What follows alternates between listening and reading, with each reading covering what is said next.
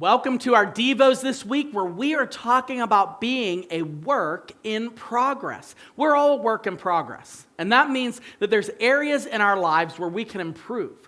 And there are times where God specifically will speak into our life in an area, and we ought to start working on that area instead of just working in it. These require us to kind of step back, take a look, maybe from a 10,000-foot overview of what's really going on in our lives. And this area is an area of contention. A lot of people have trouble when pastors talk about this from the pulpit. But if we want to be in work in progress and we want to try to progress and get better, we have to ask ourselves the question, how can I manage my money better? How can I manage my money better?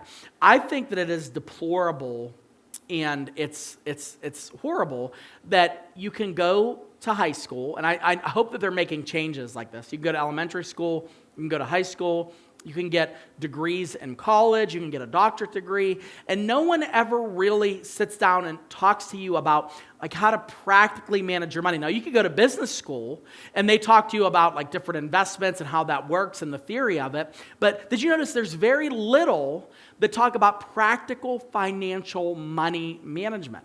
And because of it, so many of us get messed up. I'm not the best with money. I'm going to be the first to admit it. Like I do, there's certain things I do that other people go, oh, that makes you're able to do this, and it's well that you're doing this. But I still have a lot to learn, and I still have a ways to go. But I had to learn this by being around other people that handle their money well. And I realized that there's still a lot for me to do. How do I manage my money better? One of the things that God entrusts us with is a little bit of money. Some people, He entrusts a lot of money to you. Some people, it's just enough. But either way, it's not how much money you have, it's how you manage what you have. That's what it all comes down to. So when Pastor Mike and I talk about finances for a couple weeks a year, we talk about giving and that kind of thing. A lot of people say, well, I would do these things if I just had more money. The amount usually has nothing to do with it. It's all about how you manage what you have.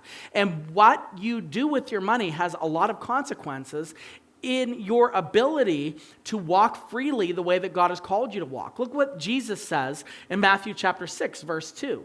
He says, no one can serve two masters, for either he will hate the one and he will love the other, or he will be devoted to the one and despise the other. Therefore, you cannot serve both God and money. Now, I want to get away from where we tend to go with this verse, which is we tend to say, oh, he's talking about how you should never be rich. And look, that person has made money a master. Not necessarily.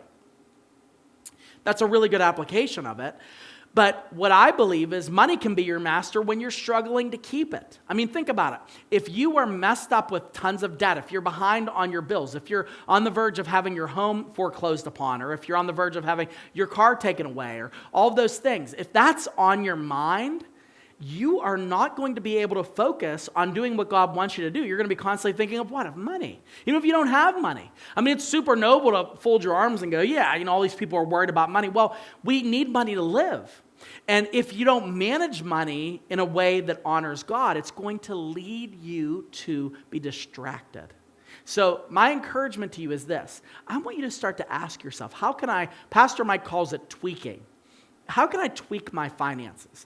Now, some of you, that might mean you could do like a part-time job on the side if you're trying to pay debt off. I always have work going on the side. I try to do different jobs on the side for years. I've worked 2 jobs, and they're not consistent jobs where you punch in, but for years and years, I had real estate stuff going on. I had public speaking training stuff, video work, like all these different things add up. I write books, but I want you to ask yourself, okay, can I tweak this? Can I sell some things? What about this?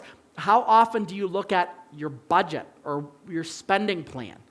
There's amazing programs that we talk about. There's Financial Peace University. We teach that class every single year. We have a couple that teaches it here.